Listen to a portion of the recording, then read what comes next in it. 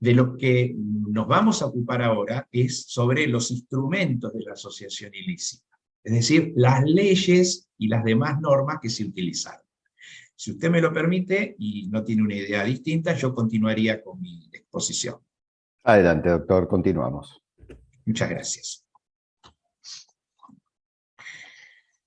Muchas veces señalé que, aunque pareciera increíble, cuando se hablaba de la existencia de una asociación ilícita, nada más ni nada menos que dentro del gobierno nacional, se decía, sin ponerse colorados, que había aquí existido normas jurídicas que fueron los instrumentos, los vehículos con los cuales se hicieron los planes criminales.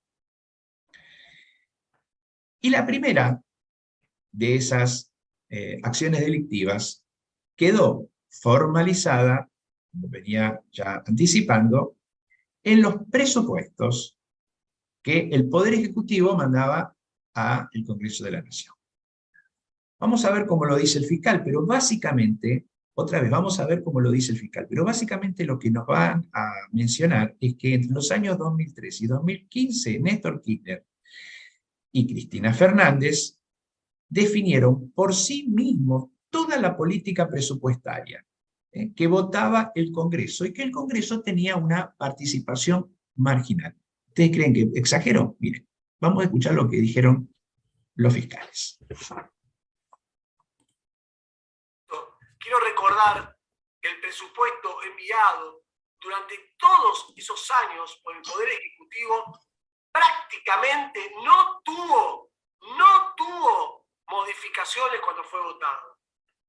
Y esto se advierte con solo comparar los presupuestos proyectados por la DNB, del Poder Ejecutivo Nacional, con los presupuestos aprobados por el Poder Legislativo. Acá lo vemos.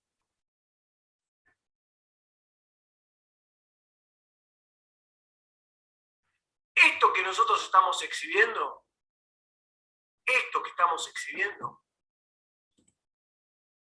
constituye la cabal prueba que la política de inversiones en materia de obra pública vial fue diseñada desde el Poder Ejecutivo Nacional. Una participación del Congreso muy marginal en esta decisión final.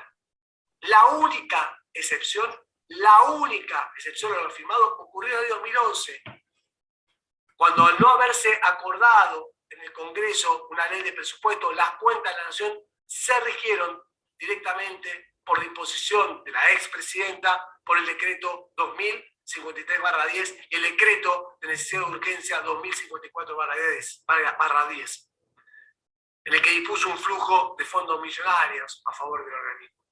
Y finalmente, ya para cerrar y darle la palabra al doctor Mora, el correlato permanente entre los fondos proyectados por el Poder Ejecutivo y los del Poder Legislativo, que sancionó en la respectiva ley de presupuesto, muestra que, contrariamente a lo esgrimido por la diputada Fernández, en los hechos, el diseño de las políticas de inversiones en materia vial fue dirigido desde el Poder Ejecutivo Nacional.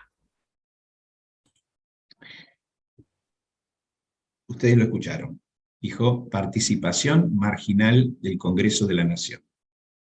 Miren, cuando algún colega que no sigue el juicio, que pertenece a otras ramas del derecho constitucional, me pregunta, me dice, ¿es verdad que dijeron eso? ¿Que había una participación marginal del Congreso?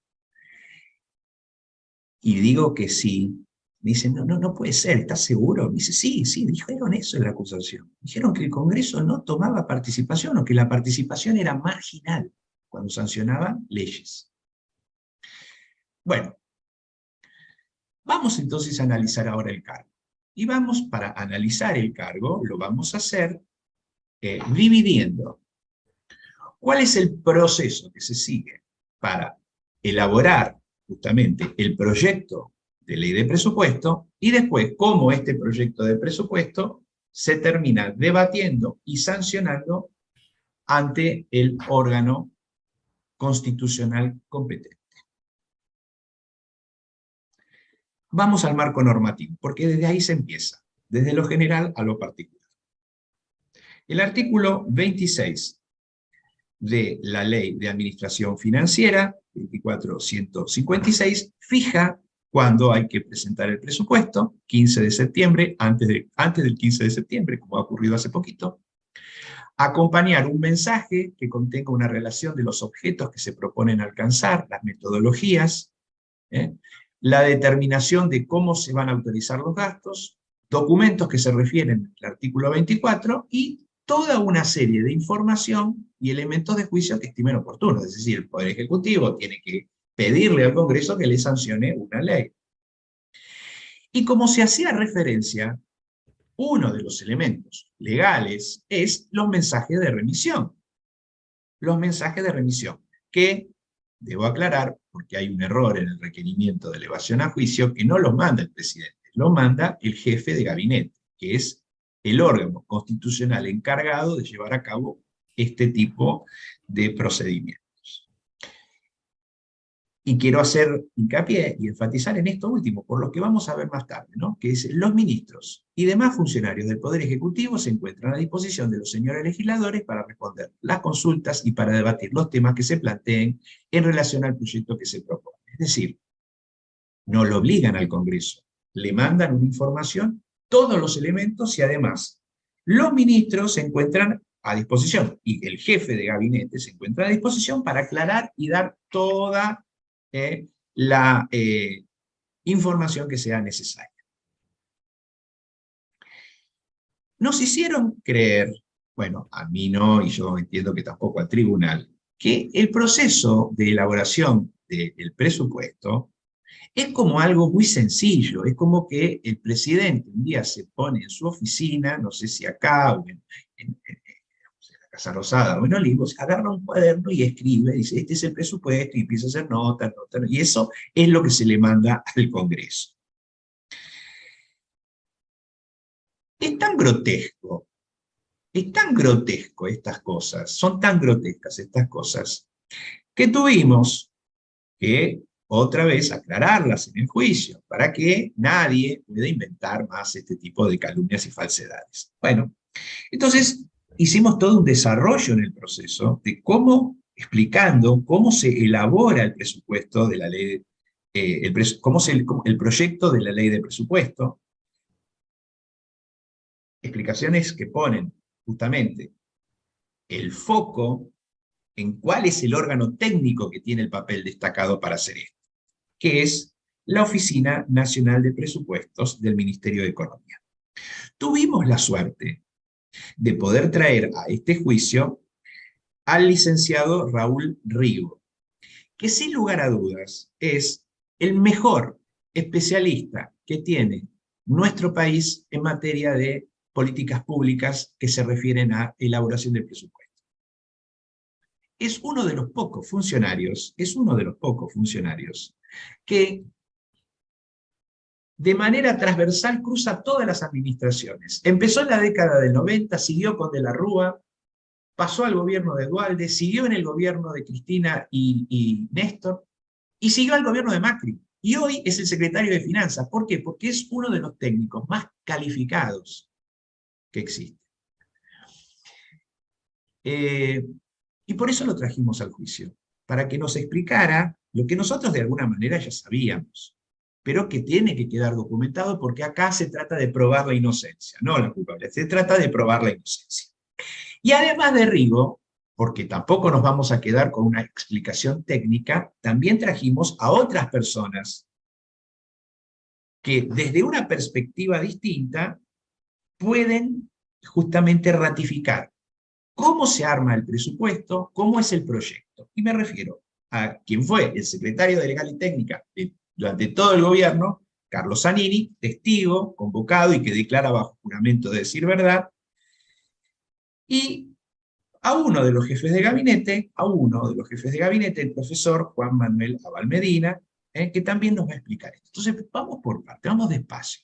Primero escuchemos al técnico, Raúl Rigo. Comienza dicho proceso con la determinación del escenario macroeconómico para el año en el que se está presupuestando.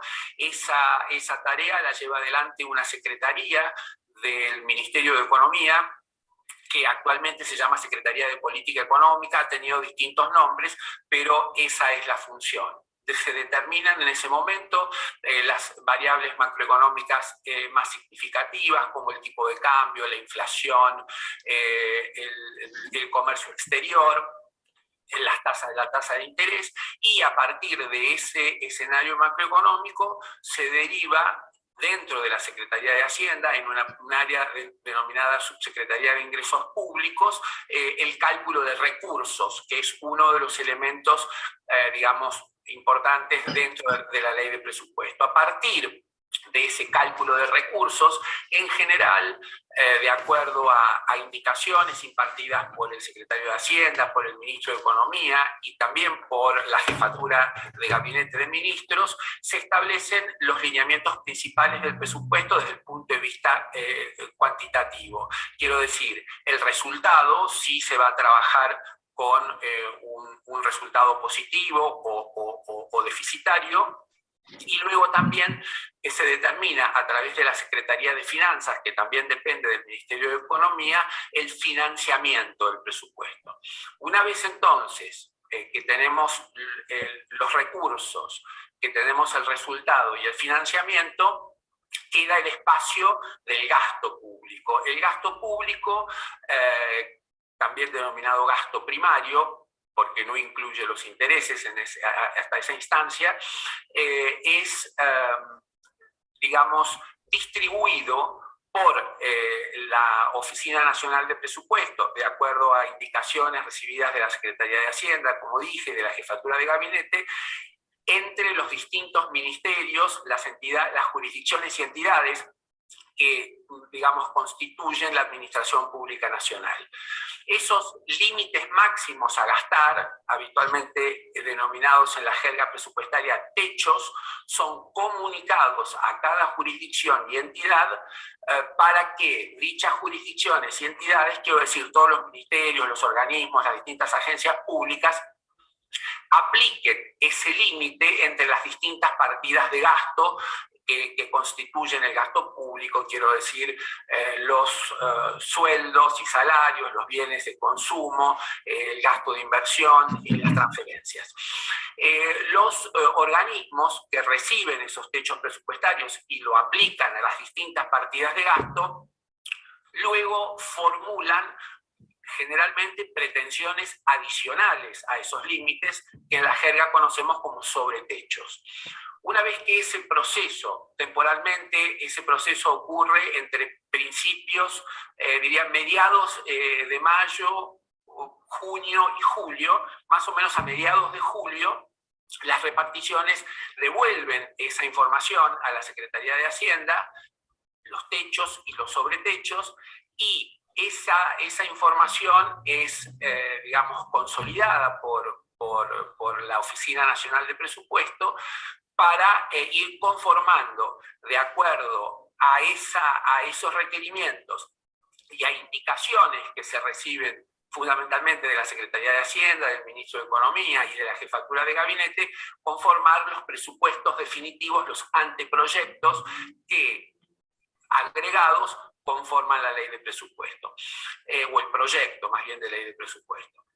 Complementariamente, las jurisdicciones y entidades remiten también artículos, disposiciones legales bajo la forma de artículos que desean ser incorporados en la ley de presupuesto. La ley de presupuesto tiene básicamente dos tipos, digamos, de artículos. Hay algunos artículos generales donde se fija el cálculo de recursos, se establecen los niveles de gastos, el resultado y demás, y otros artículos que varían año a año, son propuestos por los organismos y que establecen cupos, ciertas limitaciones o prórrogas de otras leyes, digamos, ¿no? O excepciones de artículos de distinta naturaleza. Ese proceso que acabo de describir, que tiene este componente técnico y las indicaciones de naturaleza política, se remite antes del 15, o debe ser remitido antes del 15 de septiembre al Honorable Congreso de la Nación para su tratamiento y sanción. Esto es lo que derrumba la fantasía. Es una declaración que extractamos, es mucho más largo, pero esto es lo que destruye, derrumba la fantasía de que una ley se arma como dice la acusación. Como un proyecto de ley se arma como dice la acusación. Pero todos estos aspectos técnicos, además, se complementan con lo que les dije en la declaración del doctor Zanini, y que muestra que este no es un procedimiento discrecional, este es un procedimiento reglado. Existen normas jurídicas que dicen cómo hay que hacer el presupuesto y cómo se debe construir este proyecto. Vamos a escucharlo. Hay una ley de 1932, que es la complementaria permanente de presupuesto, que especifica cómo debe confeccionarse, que especificaba cómo debía instrumentarse el proceso de la construcción de un presupuesto. Esa norma, cambiante en el tiempo, era la que regía hasta 1995, donde la ley de administración financiera crea las oficinas específicas que, si no interviene, yo diría, es imposible construir un presupuesto sin la participación de esas oficinas. Me refiero a la oficina de presupuesto, a la contaduría general, a la tesorería, que están en el Ministerio de Economía, y los órganos de control, la SIGEN y la auditoría. Hay una participación, además, personal de cada uno de los ministros en el área que le compete. Y en el momento de la confección del presupuesto es crítico que cada ministro se preocupe por tener las partidas necesarias para poder cubrir sus funciones con toda normalidad. Pero además, a todo esto se suman las oficinas de la preparación del presupuesto, que tienen esa finalidad prevista en la 456 o en la 12672, que es la complementaria permanente del presupuesto. Sin la participación de esas oficinas no se puede preparar, no es que se pueda hacer de alguna otra manera. No se puede preparar una norma presupuestaria. Las reglas están establecidas para la confección del presupuesto en la de administración financiera, para los presupuestos actuales. Y además hay que observar los procedimientos que estaban establecidos durante el periodo de 2003 a 2015, que estaban establecidos en el decreto 333, que establecía como reglamento cómo se confecciona un expediente. Entonces usted tiene la necesidad de llevar un expediente conforme lo dice el decreto, la necesidad de que haya una interacción entre la oficina ministerial respectiva con el Ministerio de Economía y la oficina de presupuesto, la oficina de contabilidad, la oficina de tesorería, en todo el curso de esa acción. Y además está desde la creación de la Secretaría de la Jefatura de Gabinete, la participación de una Secretaría de Coordinación Presupuestaria que también participa. Entonces es un trabajo múltiple, de modo que a la hora de llegar los temas al Congreso de la Nación ha sido revisado por múltiples oficinas. Y la última participación la tiene la Secretaría de Ley y Técnica, que por ahí tiene capacidad para tomar las sumas, que sean correctos lo que dice la norma, pero esa tarea viene construida desde oficinas que tienen a su cargo esa misión específica. Es una de las tareas más complejas en el manejo de la administración pública. En fin, testimonio largo en lo que estamos aquí escuchando, pero definitorio.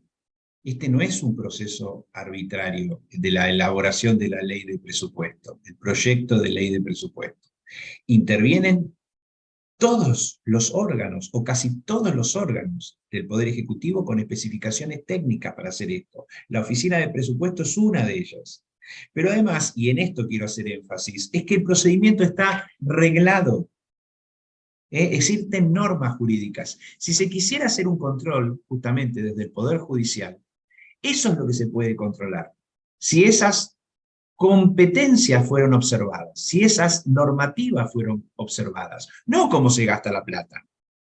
Eso es lo que se puede judicializar. Y eso no se judicializó, porque no lo hicieron porque estaba bien, porque se observó naturalmente cada uno de los extremos legales aplicables.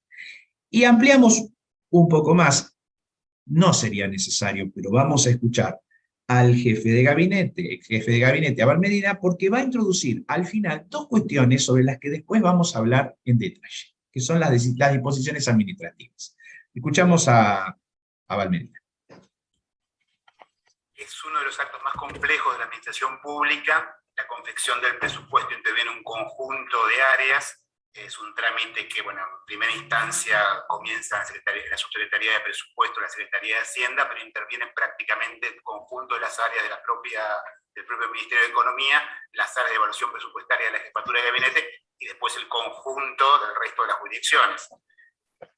Ese conjunto que se construye como propuesta de presupuesto es el que por la Constitución corresponde al jefe de gabinete enviar a su discusión en el Parlamento, y finalmente el Parlamento lo modifica, transforma, etcétera, y se sanciona una ley que posteriormente es promulgada por el Poder Ejecutivo, y en mi tarea en la tarea del jefe de gabinete le corresponde también después sancionar la decisión administrativa 1 que se pone en vigencia ese presupuesto.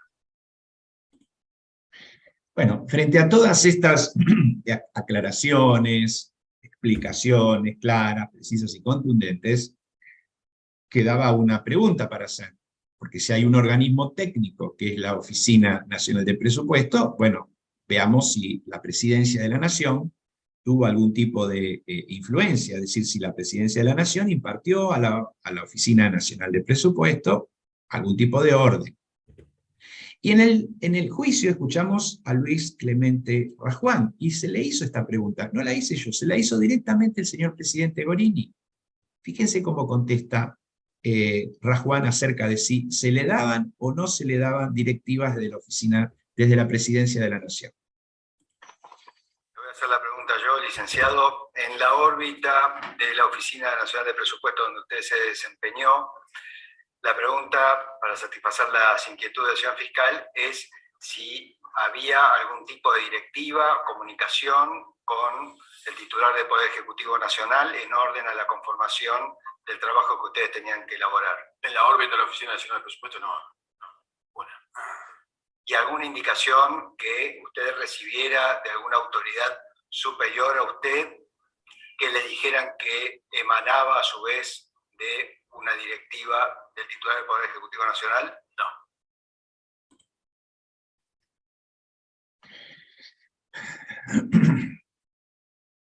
Nuevamente, la verdad, después de escuchar estos testimonios, uno se pregunta, es decir, ¿cómo se pudo haber construido y mantenido en el alegato una acusación sosteniendo que el presupuesto era un instrumento del delito?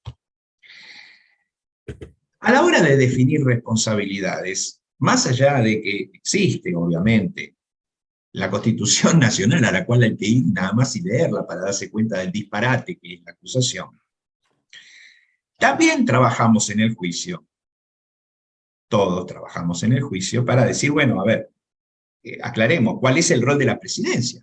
Entonces, no hace nada. Y la Presidencia de la Nación, tal como surge de la Constitución, fija los lineamientos políticos generales. Ese es el objeto de su competencia constitucional. Y se lo preguntamos a uno de los jefes de gabinete también, porque fueron los que pudimos traer. Hubiésemos traído mucha más gente, claro. No es que estos los elegimos nosotros, son los que pudieron, los que nos dejaron que vinieran. Nosotros pedimos que vinieran todos los de las oficinas de las oficinas administrativas que intervienen en esta ley, en el presupuesto de esta ley.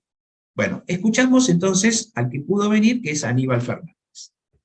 Y nos contestó esto. Había instrucciones por parte de la presidenta de cómo iba a hacerse ese gasto, cómo desarrollarse ese gasto, en qué áreas concretas.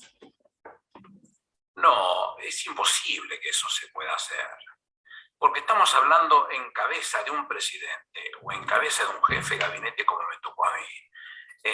la valoración global, no la valoración finita del plumín. No se llega a esa situación. Se piensa como un país en todo, por eso no llega cualquiera a ser presidente. Bueno, no, ya ha pasado, pero digo, en este caso de los dos presidentes de los que estamos hablando, uno ve realmente por qué llegan, porque es tanta la capacidad para poder desarrollarlo y pensarlo el país en un todo armónicamente. Bueno, ahí se ve la gráfica y la contundencia de las decisiones que se están tomando. Las pueden pensar de esa forma y seguramente se cumplen como se las va imaginando. No beneficiando a nadie específicamente, como ya me preguntaron varias veces por la provincia de Santa Cruz, no es así como se lo resuelve. Se lo resuelve ecuánimemente con las 23 jurisdicciones o las 23 provincias y una jurisdicción más que la ciudad de Buenos Aires. Lo ven. Pregunta el fiscal, directamente el fiscal, y esa es la respuesta. No obstante lo cual, bueno, se acusa de la misma manera. Y bajamos un escalón más, porque existe la fantasía de que en la ley de presupuesto, el proyecto de ley de presupuesto, van asignadas partidas directamente para que gane alguien, ¿no? Es decir, esa fantasía, la fantasía de que Néstor y Cristina hacían un presupuesto para que gane Lázaro Báez. Y se lo preguntamos al jefe de gabinete de aquel entonces y al actual presidente de la Nación, para que nos muestre, que nos grafique si esto es posible. Nos dijo que esto es tan alejado de la realidad, que suena a disparate. Miren, Alberto Fernández dijo lo siguiente. Perdónenme, no quiero ser irrespetuoso, ¿no? Pero siento como que hay una suerte de fantasía de que acá se juntaban 2 o 3 personas y decían, mandémosle plata a alguien, y eso pasaba como si nada pasara. Quiero decir, eso es en los hechos imposible de que ocurra. Imposible. Imposible. Y es realmente, no quiero extralimitarme, si me extralimito dígamelo, señor juez, pero eso es lo que me llama la atención de este juicio. Bien, otra vez. Todo esto nos conduce, entre lo que fue objeto del juicio, lo que se probó en el juicio, cuál es la consecuencia, nuevamente es hablar de, con todo respeto, la mala praxis en la que ha incurrido la Fiscalía, la mala praxis.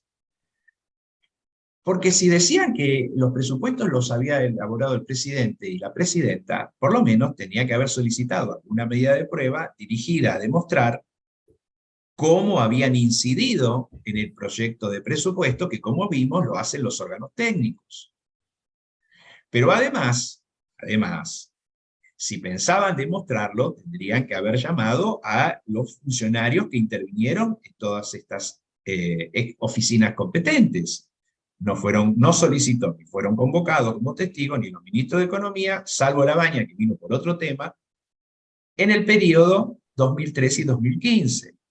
Pero también tenían que haber venido los que estaban en la oficina de presupuesto, los que están abajo de la oficina de presupuesto, los que trabajan, a ver si alguien les había dado alguna indicación, si escucharon, si le mandaron un correo, si, en fin, algo.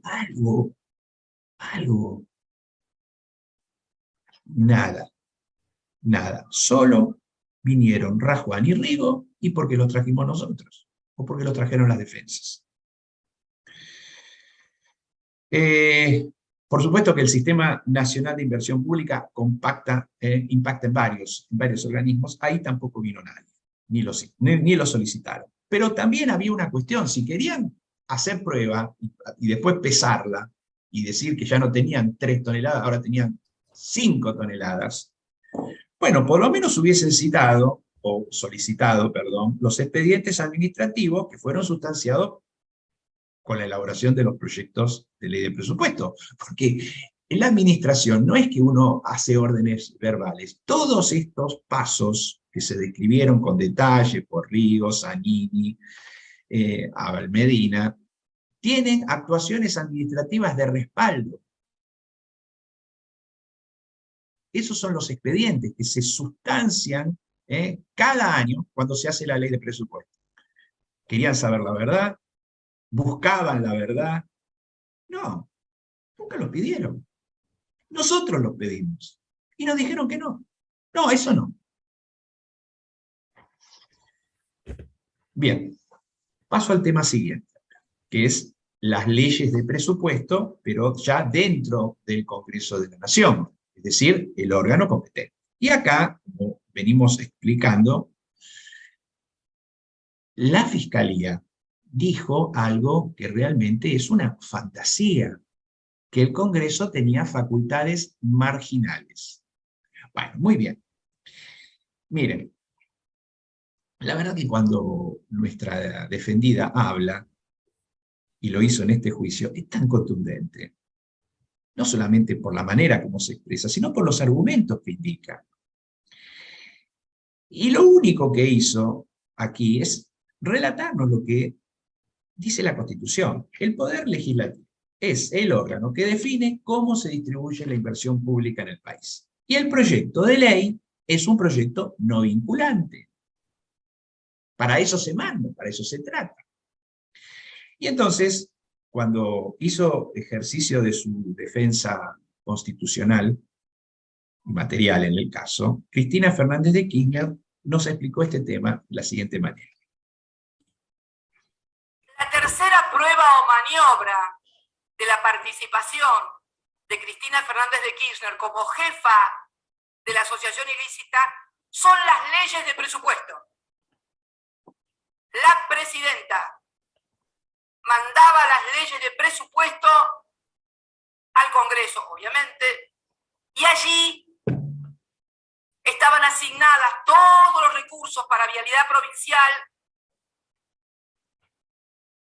y para la provincia de Santa Cruz, por ende, para las empresas o las obras de Lázaro Báez. Veamos qué dice la Constitución. Siempre es interesante leer la Constitución, segunda parte, capítulo cuarto. Capítulo cuarto, atribuciones del Congreso. Artículo 75, inciso 8. El artículo 75, inciso 8, fija lo que son facultades exclusivas y excluyentes del Congreso de la Nación Argentina de carácter bicameral. ¿Qué dice el inciso 8 del 75? Corresponde al Congreso el proemio. Y el 8 dice: fijar anualmente, conforme a las pautas establecidas en el tercer párrafo del inciso 2 de este mismo artículo, el presupuesto general de gastos y cálculo de recursos de la Administración Nacional, en base al programa general de gobierno y al plan de inversiones públicas, y aprobar o desechar la cuenta de inversión. Esto dice, yo sé que todos saben que el presupuesto es una ley y como tal solamente puede ser debatida, tratada, modificada y finalmente aprobada por el Poder Legislativo, y que el Poder Ejecutivo, que envió el proyecto, finalmente cuando vuelve en ley, sanciona la ley, que es el rol que le cabe en el paso de sanción y promulgación de las leyes. Pero esto, en definitiva, pueden decir, no, esto lo dijo la defensa, lo dijo la acusada, sobre cómo se establecen las prioridades en la ley de presupuesto. Bueno, no. Se lo preguntaron otros testigos, se lo preguntó directamente la Fiscalía. ¿Quién establece las prioridades de la inversión pública? A un testigo, Ariel Osvaldo Pacini, exdiputado nacional. Y vean lo que conteste. Lo llevo a la ley de presupuesto y a la sanción de la ley de presupuesto. ¿Quién o quiénes establecen las prioridades del presupuesto anual? El Congreso de la Nación. ¿Quién? El Congreso de la Nación. El Congreso de la Nación. Usted sabe que cada ley que sale del Congreso, en definitiva, es la resultante de la decisión que toma el propio Poder Legislativo. Usted sabe que el presupuesto tiene inicio en la Cámara de Diputados por mandato constitucional, debe comenzar su tratamiento en la Cámara de Diputados. Generalmente es el Poder Ejecutivo quien remite el proyecto, generalmente. En algunas ocasiones la oposición ha presentado proyectos propios, pero lo que sale en definitiva es la resultante de un enorme, largo proceso de discusión. Usted sabe que el presupuesto es conocido como la ley de leyes, y yo creo que quizás es el proyecto de ley más discutido en el Congreso de la Nación, por cantidad de legisladores que participan del debate, porque los gobernadores tienen un interés especial y le ponen un ojo y están en contacto permanente con sus legisladores para reclamar por un tema, para impulsar un tema. Entonces, el debate que hay alrededor de un presupuesto, yo le diría que es el más rico, o uno de los más ricos, de todos los proyectos de ley que se discuten y se sancionan en el ámbito del Congreso. Entonces, ¿a qué espíritu obedece? Al espíritu que definen los legisladores. Por supuesto que cada legislador tiene su pertenencia política, su identidad política, pero definen los legisladores. Definen los legisladores. En este testimonio surge otro dato, que es que en algún momento la oposición presentó proyectos propios. Sobre eso vamos a hablar en un ratito. Una prueba definitoria. Una prueba definitoria. Pero escuchemos un testigo más. Jorge Capitanich, ya lo hemos mencionado, ahora describiendo las funciones que él tuvo como legislador. No solamente las funciones de jefe de gabinete, sino también él fue legislador. Vemos qué dice. El Congreso siempre tiene todas las opciones para votar a favor o en contra. De hecho, si usted toma 2003-2021, dos veces el Congreso de la Nación impidió la sanción de la ley de presupuesto. Año 2010 y año 2022. Año 2010 no pasó del tratamiento de comisión, o sea, no fue a recibir. Año 2021, efectivamente votando en contra. De manera que el Congreso siempre tiene la autonomía para decidir. Por eso hay división de poderes y por eso la República Argentina, por el artículo 1 de la Constitución, es la nación argentina, adopta para su gobierno el sistema representativo, republicano y federal.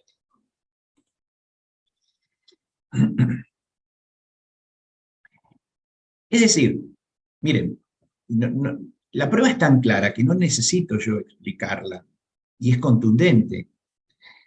Pero aquí sobrevoló esta fantasía de la aprobación automática. Y acá se está explicando, mire, mandaron leyes al Congreso, y en su momento de presupuesto, y no se votaron. Es decir, ¿cómo se puede decir que el Congreso tenía una función o unas atribuciones marginales? Pero lo que vamos a ver ahora todavía es más contundente por los argumentos, porque lamentablemente, o afortunadamente, van a contar una experiencia histórica, y la van a contar justamente uno de sus protagonistas. La ley de leyes es la norma más debatida en el Congreso de la Nación. Y nuestra defendida hizo referencia justamente a algo que pasó en el Congreso y muestra la autonomía con la que el Congreso, lógicamente, también se manejaba.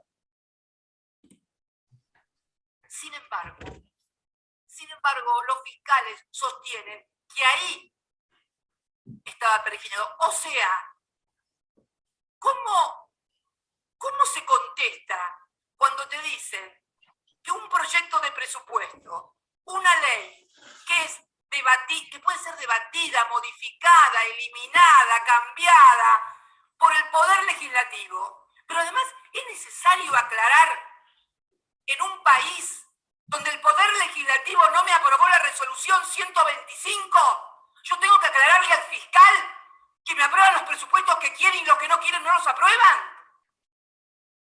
¿Cómo puede ser que un fiscal de la nación, cómo puede ser que jueces de la nación crean que el Parlamento hace lo que quiere, y sobre todo conmigo, que demandé una resolución que ni siquiera era necesario que la aprobara el Congreso, porque era facultad mía, y la rechazaron en medio de una de las crisis institucionales más grandes que recuerda mi gestión, durante mi gestión, y que recuerda un momento de tensión en todo el país? Estos mismos fiscales, ¿dónde vivían?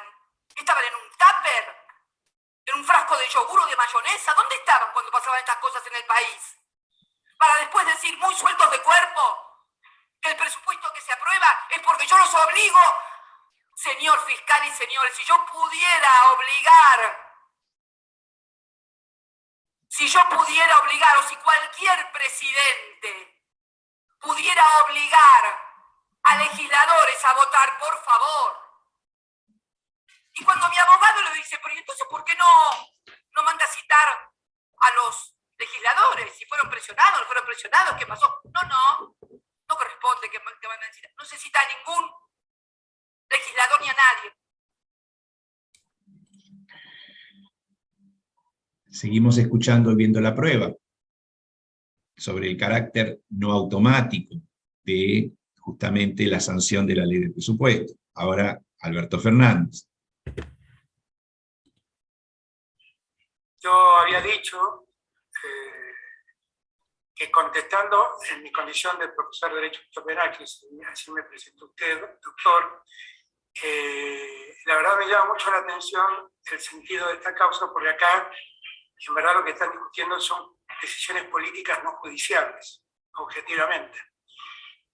Y en verdad esas decisiones que se tomaron en materia presupuestaria y en materia de distribución de obra pública, de ningún modo pudieron ser arbitrarias.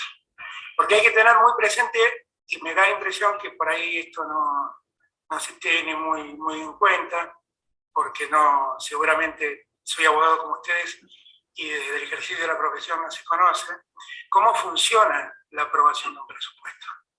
La aprobación de un presupuesto no es decisión de un presidente que decide cómo se gasta la plata. Es un trabajo donde intervienen muchísimas jurisdicciones, muchísimas, que después va al Congreso y donde se genera un debate enorme dentro del Congreso. Porque cada senador y cada diputado pelea por llevar parte de esos recursos a su propia provincia. Con lo cual es muy difícil pensar que haya una distribución arbitraria o que discrimine a las provincias. Tengan ustedes presentes que esa discusión suele ser muy compleja. Se lo dice alguien que está gobernando sin presupuesto, porque el Congreso no le aprobó el presupuesto. Es una discusión muy compleja, muy difícil, donde no hay espacio como para que alguien cometa una arbitrariedad y el conjunto de los diputados la tolere. Porque los diputados y los senadores después tienen que ir a rendir cuentas a sus provincias de por qué pudo haber tolerado una arbitrariedad de esa naturaleza. Con lo cual estoy seguro que sí hay normas, sí, no existe ninguna norma que ponga límites a cómo se dispone el gasto en la obra pública. Sí hay límites fácticos a la discrecionalidad del Poder Ejecutivo, que son estos que estoy diciendo. Seguimos. Otro jefe de gabinete, legislador, Jorge Capitanich. Entonces, lo que quiero transmitir es, el Poder Ejecutivo puede generar las condiciones para que cada obra esté incluida dentro de la planilla anexa. ¿Puede ser modificada por el Congreso? Claramente. ¿Puede ser ampliada por el Congreso? Claramente.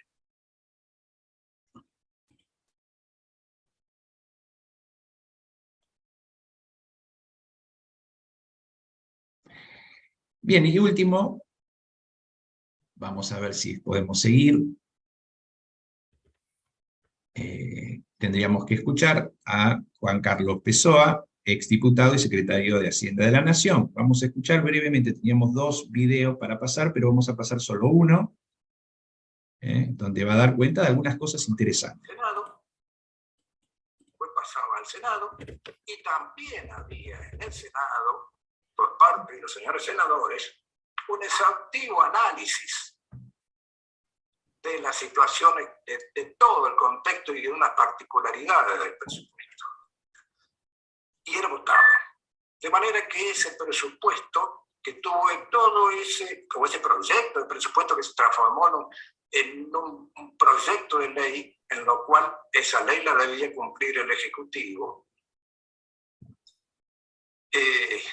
desde su nacimiento en las partes, en la información que más pedían los legisladores y demás, era el comienzo de lo que debía o tenía autorización, y es lo que tiene un presupuesto en base a proyecciones de lo que era para el año siguiente realizar por parte del Ejecutivo.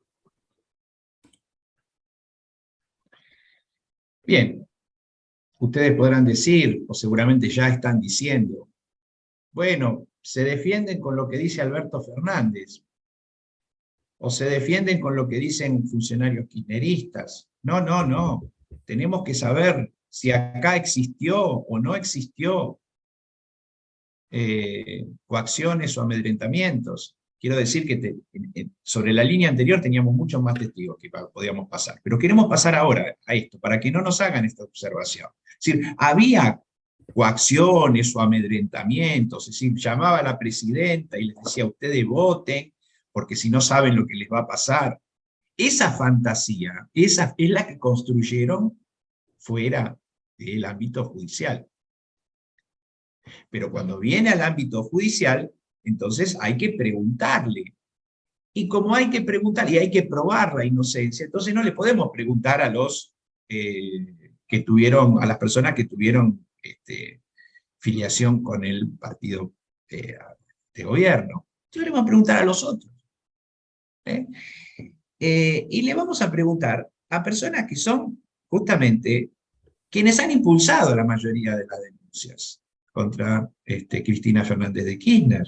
Refiero, por ejemplo, a Margarita Stolbizer. Le preguntamos, ¿usted sabe si algún legislador fue presionado para que votara las leyes de presupuesto? Y vamos a ver qué nos contesta la señora Stolbizer.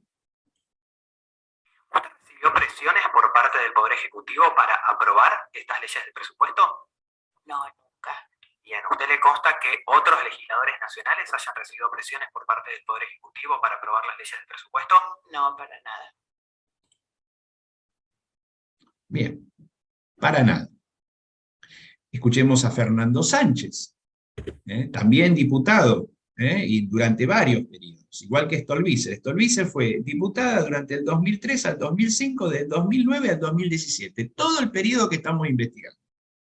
Y Fernando Sánchez, del 2007 al 2009, 2013 al 2017. Cuando se le pregunta específicamente, a ver qué dice. Y dígame,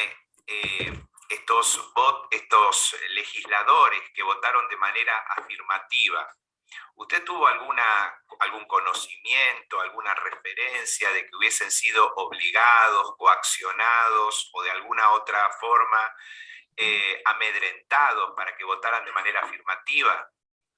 Que yo sepa, no. Bueno, escuchamos a otro legislador más, Ariel Osvaldo Pacini, ya lo mencionamos, diputado de 2007 a 2011.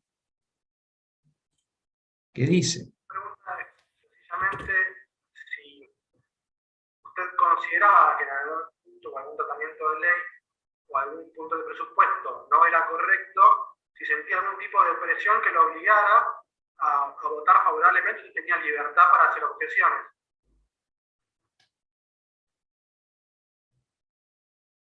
Adelante. Ningún tipo de presión. Toda la libertad del mundo para votar con libertad de conciencia. Así que me hago cargo en términos políticos de cada una de las veces que he votado en la Cámara de Diputados. Bien. El panorama probatorio va cerrando por todos lados y muestra la fantasía de la acusación. Pero seguimos porque hay que acreditar la inocencia. Y vamos ahora a mostrar otra prueba concluyente y que coloca a la acusación ya en el plano del ridículo. Acá se vino haciendo referencia a que todo se hacía del Poder Ejecutivo, llegaba al Congreso, levantaban la mano y se sancionaba, y eso era justamente la intervención marginal, decía la Fiscalía. Bueno, muy bien, era marginal. Pero recién escuchamos a uno de los legisladores que dijo, sí, pero en algún momento hubo proyectos presentados por la oposición. Entonces, vamos a ver qué pasó. Ahora, el doctor Chernovoy les va a explicar qué pasó con esta cuestión sensible, les diría, definitoria. Buenos días, señores jueces, fiscales, colegas, público en general. Recapitulo. Acabamos de ver entonces un dato central, y es que ningún legislador fue presionado, coaccionado, amedrentado para votar favorablemente las leyes de presupuesto del periodo que estamos analizando. A este dato se le suma otro elemento decisivo, como anticipaba el doctor Veraldi, que fulmina la insólita acusación que formula la Fiscalía. Y ese dato, que ya había sido de alguna manera anticipado por el señor Pacini, es el siguiente: que en el periodo que estamos analizando se presentaron proyectos de presupuesto alternativos elaborados por la oposición que incluían a las mismas obras de la provincia de Santa Cruz que son cuestionadas en esta causa. Esta cuestión, la realidad es que no es un dato novedoso que nosotros estamos trayendo al juicio recién en esta instancia de alegato, sino fue ventilada en el marco del debate oral. Ya lo escuchamos a Pacini, pero al respecto, específicamente, sobre esta cuestión se expidió el testigo Alejandro Ciro Álvarez, que es un ex asesor de la Cámara de Diputados de la Nación, y lo que nos explicó es lo siguiente. La oposición hizo un proyecto de presupuesto en el año 2011, o sea, hay dos presupuestos. Y en el presupuesto que incorpora la oposición, también está la planilla de obras. La misma planilla de obras, porque es lógico, la discusión era más sobre los fondos previsionales y la evaluación de los ingresos futuros del Estado que sobre las obras, en las cuales están incorporados los pedidos de oficialistas y opositores, sean diputados, concejales, intendentes. No sé si se entendió. A ver, justamente, para que se entienda, quiero recapitular un poco. Como explicaba el doctor Veraldi al comienzo de este alegato, ya en el año 2008, la diputada Elisa Carrió, junto con otros legisladores, por ejemplo el señor Juan Carlos Morán, ya habían denunciado la existencia de una supuesta asociación ilícita que estaba enquistada en el seno del Poder Ejecutivo Nacional y que aparentemente expresaba sus designios criminales a través de una arbitraria asignación de partidas presupuestarias hacia la provincia de Santa Cruz. Ahora, repito, lamentable, insólitamente, la Fiscalía insiste con esta acusación y afirma que las leyes de presupuesto eran directamente definidas, decididas por Néstor Kirchner y por Cristina Fernández de Kirchner, y a su vez se afirma que esas leyes de presupuesto en sí mismas eran un instrumento, un vehículo de actuación de una asociación ilícita. Bien, como ya lo había anticipado el doctor Veraldi, y ahora yo insisto en esto, lo que acabamos de escuchar indudablemente fulmina la acusación de la Fiscalía, y sobre esto nada dijeron los fiscales en el marco de su alegato, por un doble orden de razones. Primero, porque, a ver, queda claro que la distribución presupuestaria, es decir, cómo se asignaban las partidas presupuestarias, era algo que era debatido, deliberado, discutido por los legisladores, no era algo definido por los expresidentes Néstor Kirchner y Cristina Fernández de Kirchner. Pero la segunda cuestión, más aún definitoria, es que la asignación de partidas hacia la provincia de Santa Cruz queda en evidencia que era una decisión de carácter político, no era un delito, era una decisión de carácter político, en la cual incluso, al menos en algunos ejercicios del periodo investigado, hasta había consenso entre oficialismo y oposición. Es decir, la oposición estaba presentando proyectos de presupuesto alternativos porque indudablemente no estaba de acuerdo con ciertas prioridades presupuestarias que estaba proponiendo el Poder Ejecutivo. Entonces introducía modificaciones. Bueno, seguramente, si no les hubiese gustado cómo se asignaban partidas a la provincia de Santa Cruz, esto lo hubiesen modificado y no sucedió. En algunos periodos esto no sucedió.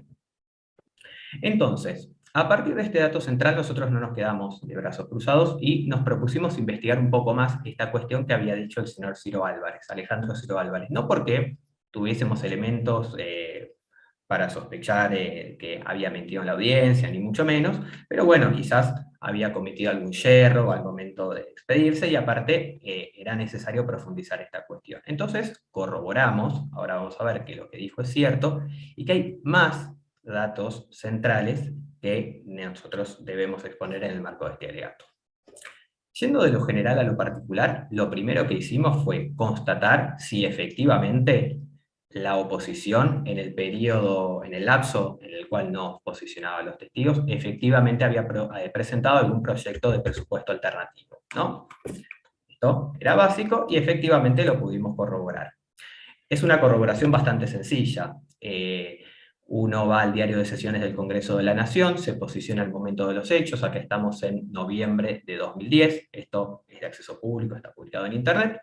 Bueno, efectivamente, noviembre de 2010 hay un dictamen de minoría, presentado en la Honorable Cámara del Congreso, al Senado y la Cámara de Diputados, y efectivamente la oposición proponía un texto alternativo para la ley de presupuesto. Bien. Efectuada esta primera constatación, lo que hicimos fue verificar si efectivamente había, como nos decía el señor Alejandro Ciro Álvarez, una congruencia entre el proyecto que había enviado el Poder Ejecutivo y lo que estaba enviando la oposición. Entonces, primero lo que vimos fueron los grandes números. Entonces, nos posicionamos en el proyecto del Poder Ejecutivo, ya lo voy a emplear, y vemos que para este ejercicio, el Poder Ejecutivo estaba proponiendo para la Dirección Nacional de Vialidad un presupuesto de 9.155 millones. Y, por ejemplo, aquí hay una partida de la cual seguramente vamos a hablar por la tarde, transferencias de capital, el famoso inciso 5, que son 742 millones de pesos. Pero este era el número global. Fuimos a ver qué es lo que proponía la oposición en esta época, a ver si habían introducido alguna modificación. Y la verdad que era exactamente lo mismo. No lo tenemos acá remarcado en colores porque, para que se pueda ver claramente, pero yo los voy a ir acá guiando. Dirección Nacional de Vialidad. Y vemos que los montos globales son los mismos, 9.155 millones, y esta partida de la cual después vamos a hablar también es la misma, es decir, había congruencia entre lo que proponía la oposición y lo que proponía el oficialismo. Pero bueno, esto quizás no decía tanto, porque teníamos que ver si, como decía el señor Alejandro Ciro Álvarez, las obras eran las mismas, porque a lo mejor en términos globales se proponía un mismo presupuesto, pero las obras variaban. Y la realidad es que las obras no variaban, eran exactamente las mismas. Repito, esto está publicado en internet y lo puede verificar cualquiera en este momento. Fuimos a la planilla que había presentado la oposición, y vimos que las obras son exactamente las mismas, son las obras de la provincia de Santa Cruz. Ruta Nacional número 288, Piedrabuena, Tres Lagos, vamos a ver algunas nada más. Ruta Nacional número 3, Fitzroy, Gran Bajo San Julián, en 2 tramos diferentes. Ruta Nacional número 1281, Puerto Deseado. Y aquí vemos todos los números, ¿sí? Es decir, cuáles eran las partidas que se proponía asignar a estos proyectos viales, y también eran exactamente los mismos. No se modificaba ni una coma. Pero seguimos en esta indagación, avanzamos en esta indagación, porque el testigo, Alejandro Ciro Álvarez, nos hablaba del año 2011. Entonces nos quedaba alguna duda en cuanto a si estábamos hablando del presupuesto debatido en el 2010 para regir en el año 2011, o si se trataba del presupuesto debatido en el año 2011 para regir en el año 2012. Entonces lo que constatamos es que ya no había un presupuesto alternativo presentado por la oposición, sino que había 2. Había un segundo dictamen de minoría, ya presentado en el año 2011, y fuimos a ver si acá también, como había sucedido en el ejercicio anterior, había modificaciones en cuanto a la asignación de partidas presupuestarias hacia la provincia de Santa Cruz, porque la oposición claramente no estaba de acuerdo con lo que el Poder Ejecutivo proponía en términos globales, y por eso hacía un presupuesto alternativo. Bueno, en esta cuestión había coincidencia total. Y acá lo vemos, voy a ampliar un poco la pantalla. Vemos la planilla de obras que estaba proponiendo la oposición y era exactamente la misma. Ruta Nacional número 288, acceso de estancia Chaira. Ruta Nacional número 3, Fitzroy Gran Bajo San Julián. Acá vemos otra, Ruta Nacional número 288, Empalme Ruta Nacional número 3. Si uno ve toda esta planilla completa, es exactamente la misma que la del oficialismo. Pero a todo esto uno diría, bueno, esto es categórico, la acusación está fulminada, falta un dato más. Y ese dato más es quién presentó este proyecto de presupuesto alternativo, porque a lo mejor uno está pensando, bueno, quizás era algún opositor que no era tan opositor. Nosotros nos sorprendimos y seguramente ustedes también se van a sorprender. El proyecto de presupuesto alternativo del año 2011, el que lo presentó fue nada menos que el señor Alfonso Prat, cuyos antecedentes va de suyo no debo indicar. Pero la mayor sorpresa está en el proyecto de presupuesto del año 2010. Porque el proyecto de presupuesto alternativo presentado en el año 2010 ya lo presentaba un conjunto de legisladores de la oposición. Y dentro de ese conjunto de legisladores de la oposición, que son los que vemos acá, está nuevamente el señor Alfonso Pratgay, pero hay un nombre que llama poderosamente la atención, y es el de Juan Carlos Morán. Juan Carlos Morán es uno de los legisladores que presenta la denuncia del año 2008, en la que se dice que hay una asociación ilícita y que la asociación ilícita expresa sus designios criminales a través de una asignación arbitraria de la obra pública hacia la provincia de Santa Cruz.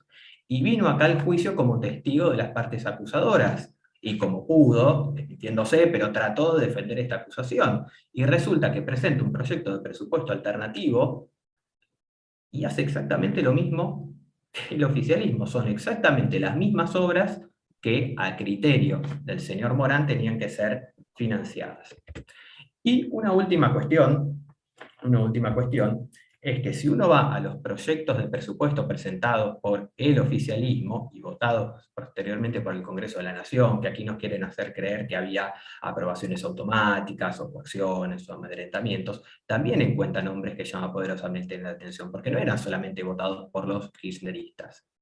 Si uno se toma el trabajo de ver una a una las leyes de presupuesto que fue sancionando el Congreso de la Nación, puede ver quiénes son los legisladores que votaban favorablemente o no estos proyectos, y se encuentra.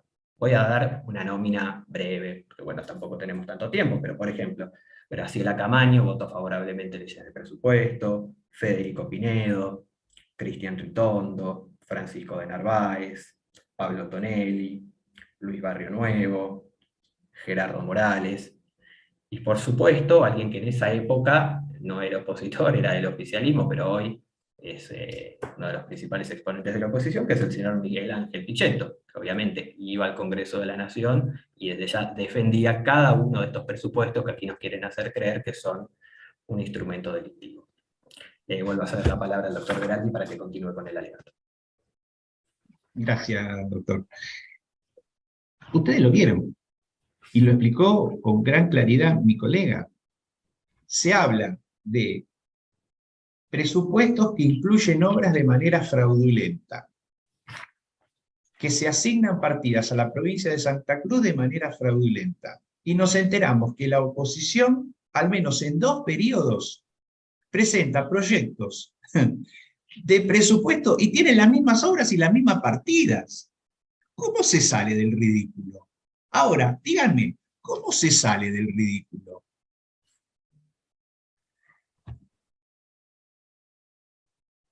Miren, tuvimos que preguntar directamente, porque ya está, todo esto es tan escandaloso, ¿no? Que tuvimos que preguntarle directamente a algunos de los testigos a ver si había, de alguna manera, alguien sabía algo acerca de asignación de partidas presupuestarias que tenían el propósito, o sea, de beneficiar a las OAS. Es decir, que la ley del Congreso venía el nombre ya.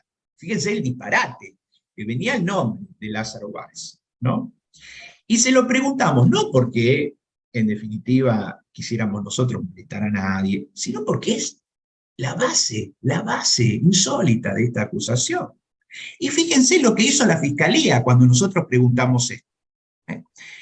El caso concreto es Alberto Fernández, y vamos a ver qué pasó cuando hicimos esta cuestión. Mi pregunta ahora es expresamente, si usted sabe, le consta, tiene algún conocimiento de que las leyes que sancionaba el Congreso de la Nación cuando usted fue jefe de gabinete estaban dirigidas a sustraer fondos del Estado a través de la obra pública vial desarrollada en la provincia de Santa Cruz en complicidad con un empresario que se llama Lázaro Báez. Señor presidente, el doctor Luciani se opone a la pregunta.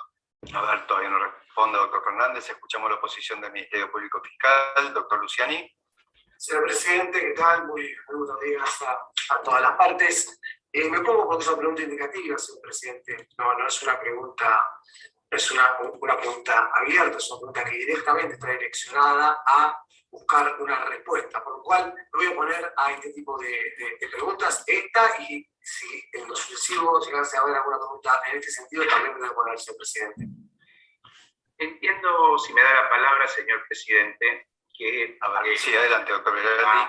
La pregunta se corresponde con los presupuestos fácticos que tienen expresamente desarrollados en el requerimiento de elevación a juicio. Me refiero específicamente en lo que estoy mencionando aquí, la página 219 del requerimiento. Es decir, si yo no puedo preguntar los hechos o sobre los hechos sobre los cuales el fiscal ha formulado un requerimiento de elevación a juicio, la verdad que no tiene objeto que yo interrogue al testigo.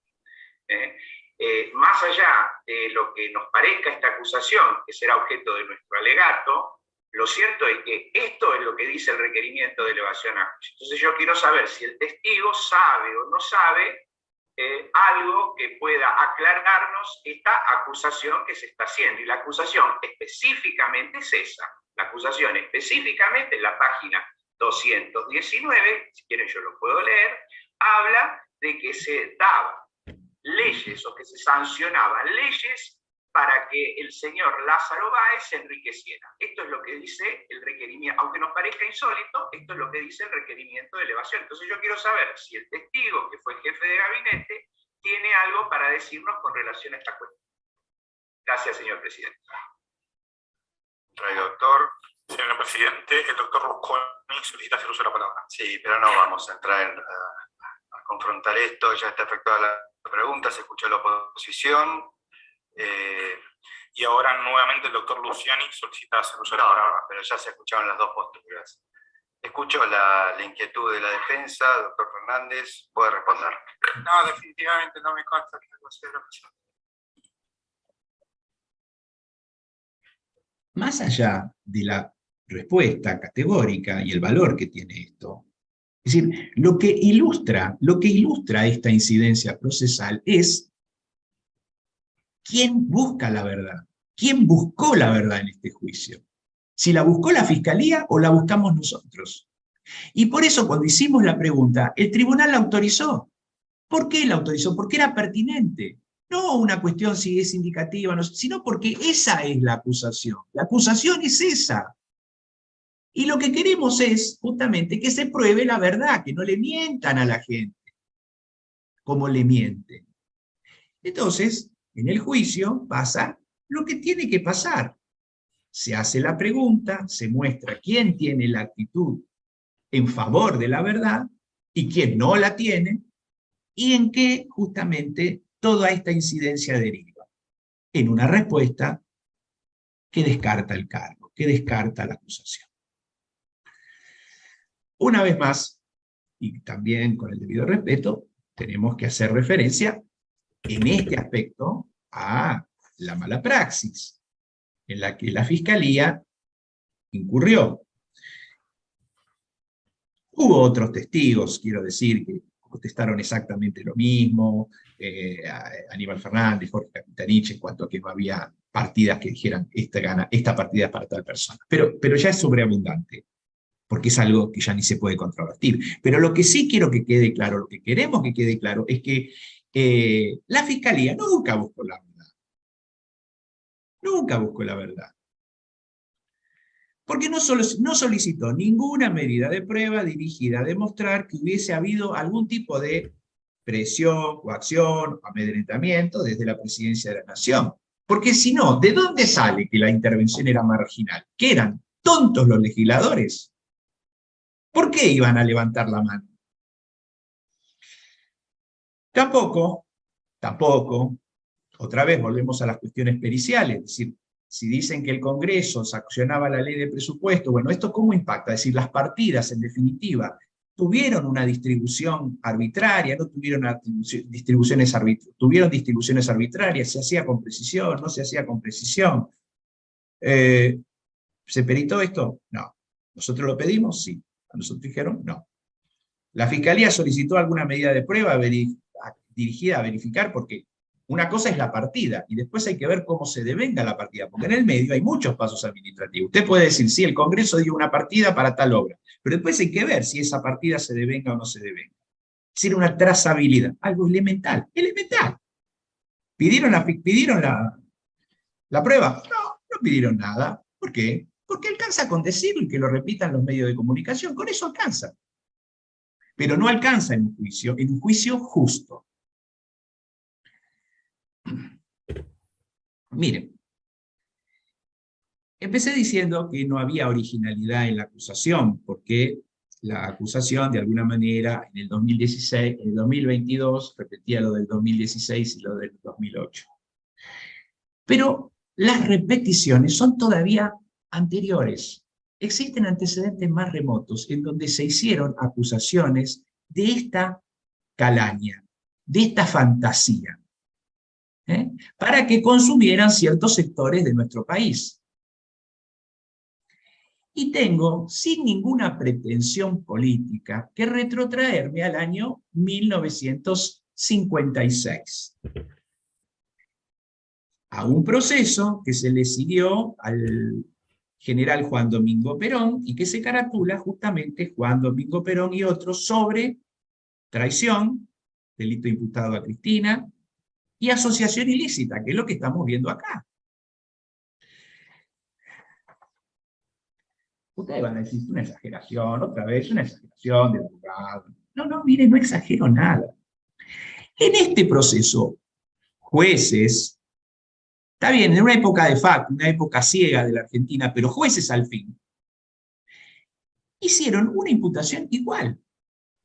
Y no solamente hicieron una imputación, sino que dictaron auto de procesamiento, prisión preventiva.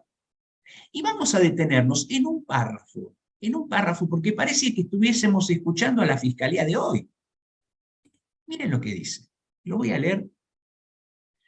Ampliadas las declaraciones indagatorias de los procesados con posterioridad al auto de Fojas 775, nos encontramos, a ver, surge en lo que se refiere a todos los legisladores mencionados en los puntos 1 y 2, y es corroborado por las restantes consecuencias del proceso, que los mismos han actuado en forma de absoluta sumisión y hasta en muchos casos en confesa situación de temor al expresidente, si quieren cambian el nombre ahí, y sus personeros, cambian los nombres, aprobando leyes bajo amenaza directas, leyendo como opiniones propias textos que se le entregaban ya redactados y con el agravante de que periódicamente recibían automóviles que significaban lisas y concretas entregas de sumas de dinero, pues por lo general solo debían firmar una transferencia para percibir determinados montos de dinero sin siquiera verdad de ley. Entonces siempre la corrupción. Esta gente, estos peronistas siempre están en la corrupción. Bueno, y también habla de que existe el semiplena prueba, un comando estratégico, siempre hay comando, dirigido por el expresidente Perón, Borlén y las cabezas del partido, ¿no? Cuyo comando decidía sobre las leyes necesarias para el mantenimiento del régimen depuesto y daba las órdenes de aprobación a los legisladores por intermedio. Es decir, la asociación ilícita. Pero no lo digo yo, lo dice el juez cuando avanza. Un juez dice esto. Estas circunstancias configuran prima facie la concertación de la asociación ilícita del artículo 210, cuyas proyecciones, partiendo de la aprobación de esas leyes dirigidas al fin expuesto, se habrían pronunciado en todas las manifestaciones del vivir argentino, afectando la vida, el honor y los bienes, no solo de los opuestos al peronismo, sino de la ciudadanía en general, sujeto pasivo de las consecuencias morales y materiales de la degradación psíquica y económica que esas acciones dolosas significaran. Acción que trasunta de los numerosos procesos en trámite por los delitos de toda índole, cuya raíz proviene de la citada asociación y que resultan posibles en la mayor parte por la legislación dictada por los incriminados en el presente proceso.